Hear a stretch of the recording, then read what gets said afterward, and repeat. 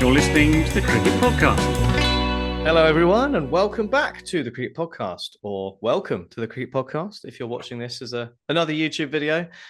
We have just dissected Australia with a rather large machete, and next we'll be turning our attentions to New Zealand and England. But before we do, Ross, I would like you to tell all of our valued listeners about our commercial partner and how wonderful they are. So take it away.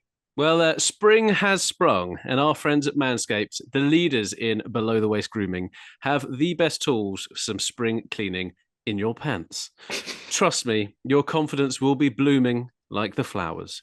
Look your best this spring and join the other 8 million men who trust Manscaped. Use code CRICKETPOD for 20% off and free shipping at manscaped.com. Beautiful. That was very nicely written. There is actually a frost predicted over the next week or so in the UK. It's going to get really cold again. So get yourself ordering in time for that to arrive after the frost, and then you'll be golden.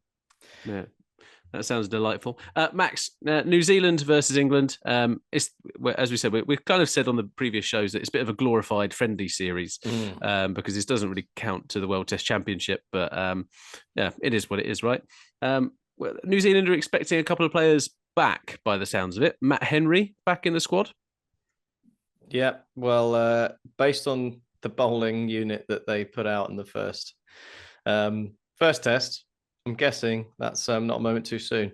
And I dare say he might be come in for the rather controversial pick of the first test. Yeah. Dan, what did you think about the lineup for this New Zealand team? Team in a serious bit of transition, or just kind of wrong place, wrong time, or the right place, right time to play against them? No, the first thing I think, Ross, we've spoken about Australia having a lot of players in their sort of early to mid 30s, and certainly you can make the same accusation of this New Zealand team. Where, I mean, this is something I've noticed with New Zealand actually in their T20 format, is that they're extremely reticent to bring in players, new players into a group, despite the fact that they're quite patently better than some of the players who are in the group currently. I mean, yes, he's established now, but it took a long time for them to pick Finn Allen when he was blatantly good enough to play in their team. Yeah. They're persisting now with Mark Chapman when someone like Josh Clarkson would be a better option in my view. And so they seem to be like a bit over loyal, if you like. And unfortunately, sport tends to punch you in the face when you're a bit like that, because when you all decline at the same time, it's not pretty. And we've seen this so many times in sports teams that they've failed to prepare to evolve, if you like. And I think New Zealand now, their run after the World Test Championship final is not good at all. And I think that they're maybe in that position now. And integrating new players into their group probably is something that they need to do. Yeah, I was reading an article earlier on R&D by Ben Strang, and he said that Tim Southey is kind of leading a futile fight against time, and I think it's quite a nice way of putting it. If you think of like some of they've had huge names retire, right? They've had a load of success in the last 5-10 years. But if you think about Ross Taylor going, BJ Watling going, De Grandhomme, or De Grandad as we like to call him, going as well. You got Neil Wagner, who's getting on. He didn't look threatening, did he? He feels like he's been getting on for about 10 years, Neil Wagner. But what was amazing is that they 37, in a couple of weeks' time. Yeah. Well, that's the thing, right? He used to be a really potent threat, but actually, Ollie Pope was sitting back in the crease and just launching him for 6. So that says all you need to know on that front. Trent Bolt is no longer in that lineup. It was probably a bit of a surprise, really, that Tim Southey was given the captaincy. You kind of thought, was it Tom Blundell, who was vice captain before, not given? Kane Williamson, obviously coming to the end of his career. It's definitely it's almost like the old Sri Lanka side is where I'm kind of seeing it in my head, where you had all these like greats of the last decade, and unfortunately now they've got a World Test Championship and they're going off into the sunset. Well, that's it, isn't it? They were sort of what they were peaking towards and aiming for, I suppose. And they got there. They've had that generational cycle now, and it was a really good one. And now they got to rebuild. It's a classic case of sporting teams and sporting dynasties throughout history. It's always, it's never going to go away that people get old. And then, funnily enough, when you've had a whole glut of players who are really, really good, sometimes it's quite hard to find people to replace them, especially when teams are so good that there's not often an opportunity to try and blood new guys because that side is so locked up.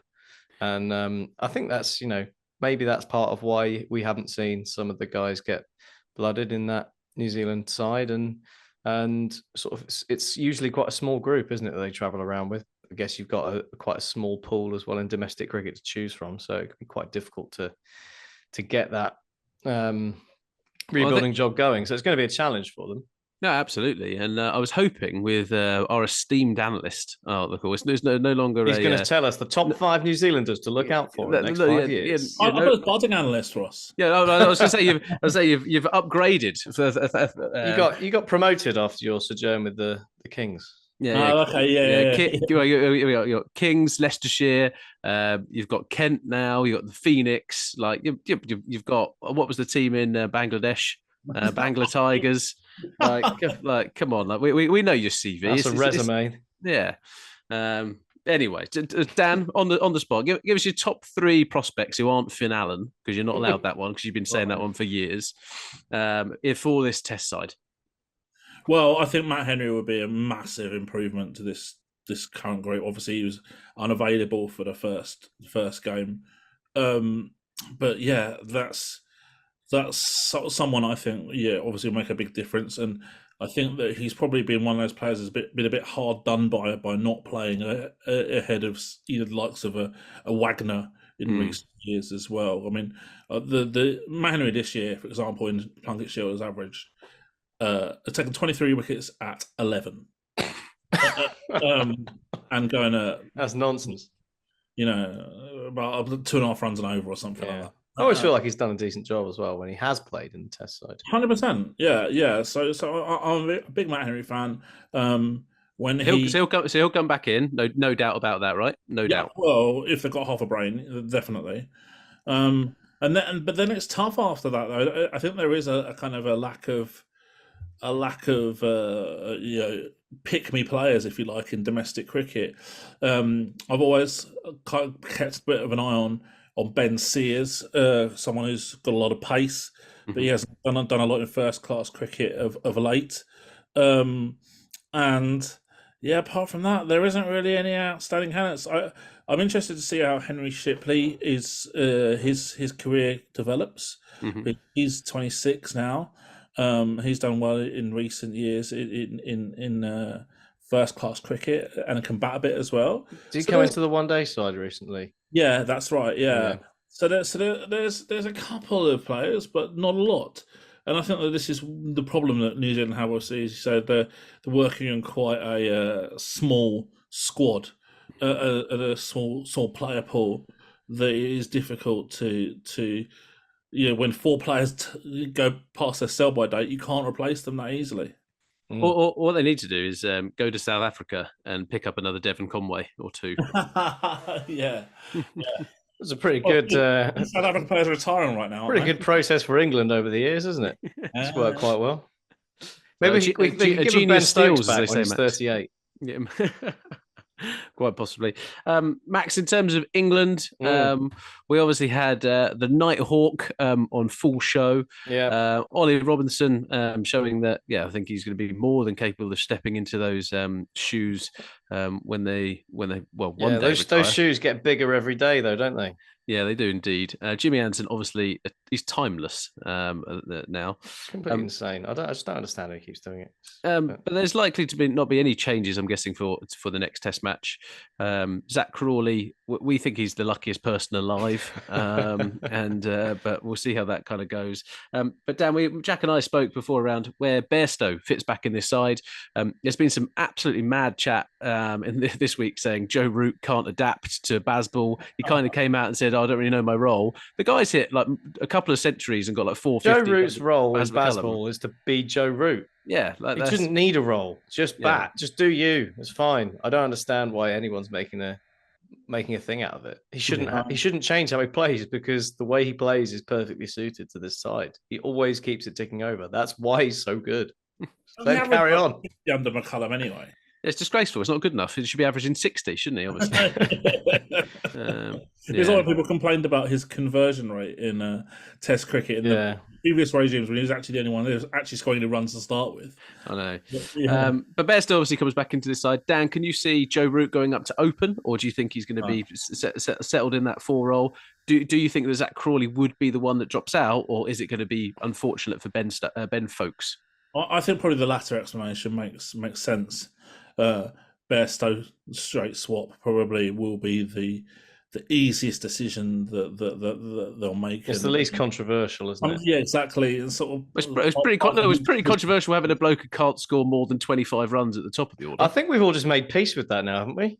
That's just one of those things we're like, we've had a Tory government for 12 years and it's shit. And that's Zach Crawley. To be fair, we're big on theories on this show, and one of them that has lasted and has proven pretty fruitful is the sacrifice technique. We've seen it employed by Kolkata Knight Riders with Owen Morgan. We've seen it employed by CSK with Dhoni. Maybe Zach Crawley is England's Bazball sacrifice. Zach Crawley is the GOAT, but not that kind of GOAT. Yeah. Okay. I just think it'd be unbelievably harsh on Ben Folkes though, because he's done pretty well. He's not Bazball by his own admission. I think he even said that himself in an interview. But he's performed a role that's been really important for this England side in the last year when they've been winning games. He's batted with the tail.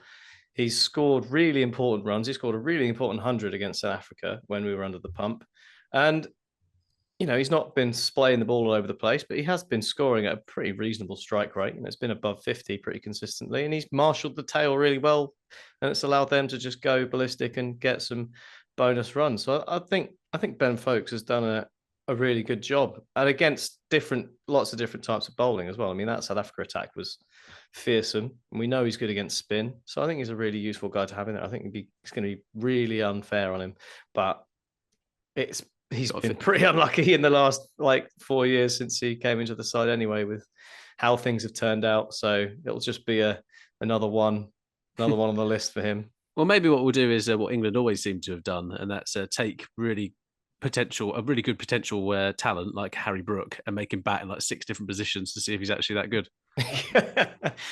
He looks unbelievable, doesn't he, Harry Brook? He does. Women's World Cup. We want to talk about that before quickly wrapping up. England absolutely annihilated Pakistan today. World record total. Dan, have you been surprised England's approach at this World Cup? Because it's a bit of a step change, isn't it?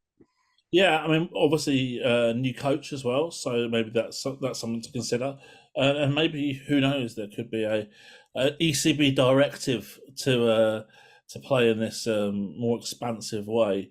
So yeah, I mean, obviously, it's been very successful so far. I've been impressed. Certainly, I mean, I can't remember last time. It can't be many times that women's team have hit 200 plus against competent opposition, and that's a huge feather in their cap. And they've come out of the group stage with a net run rate of almost 3, so they've been utterly dominant over the teams in their group, which includes India in that number as well. And by topping the group, obviously they avoid Australia until the final, which is certainly going to be a mouthwatering prospect. And I think obviously at this time it'd be difficult to suggest that those two teams aren't the best teams in the tournament and would play a deserved final right now. Yeah, I mean, India have come on leaps and bounds in the last few years, and they are. I think if you're going to rank them, obviously you've got the S tier is Australia, completely unchallenged. Mhm. You've got an A tier of England and India, where India have really challenged and been more competitive, and well, we've seen them beat England a few times recently, and they are, in there with England as the people who are almost nearly close to challenging Australia. And then I guess below that, you've got what South Africa and New Zealand, I guess, would be the other two. And then everyone else in various shapes and forms. But the South Africa are comprehensively beating Bangladesh as we speak. So it's going to be looking like semi-finals of England, South Africa, and Australia, India, which I'm guessing is pretty much what we all expected, especially given South Africa at home. Yeah. Well, we look forward to. So India have been playing some decent cricket. There's a big thing came out of too many dot balls, which was quite refreshing to see actually written somewhere, because that's not been something that's typically come out, is it? It's not what Dan Weston believes in, though, is it? Dot ball percentage. Well, give me boundaries any day of the week. Yeah. All about those boundaries.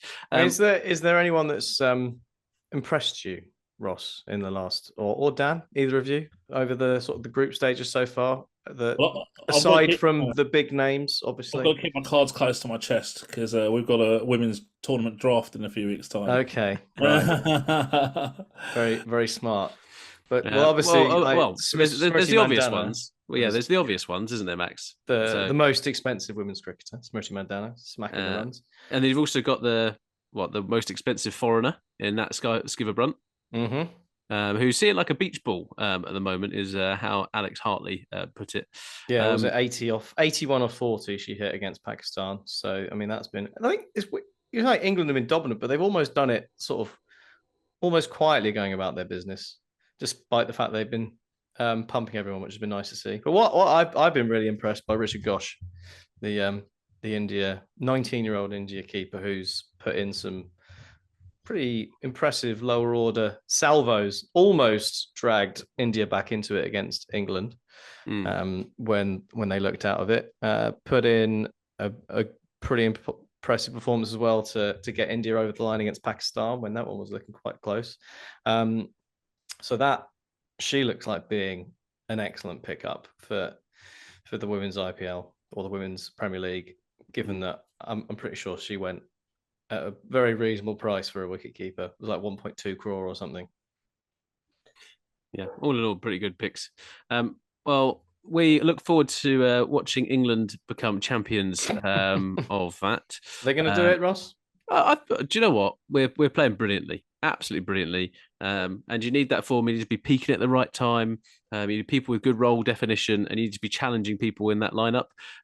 Today, they dropped, was it Lauren Bell? Who is probably almost a shoe-in for that position to make sure that the other Skiver Brunt had the opportunity to play with Freya Davis kind of challenging in that space. So there's healthy competition among the team. They're playing aggressive cricket.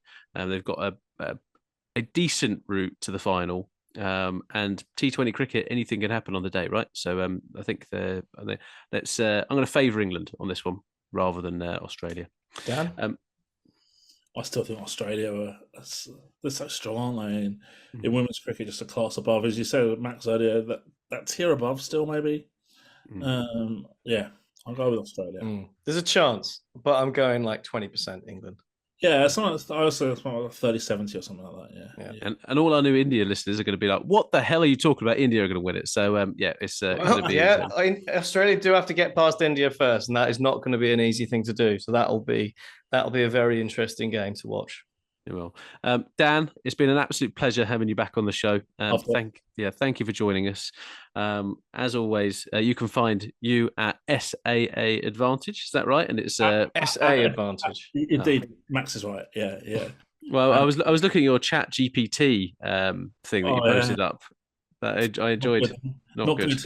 Are you out of a job, Dan? Are you the latest person to be replaced by an AI bot? It may well happen in the future, but at the moment, Chat GPT or whoever it is thinks that I'm a South African airline.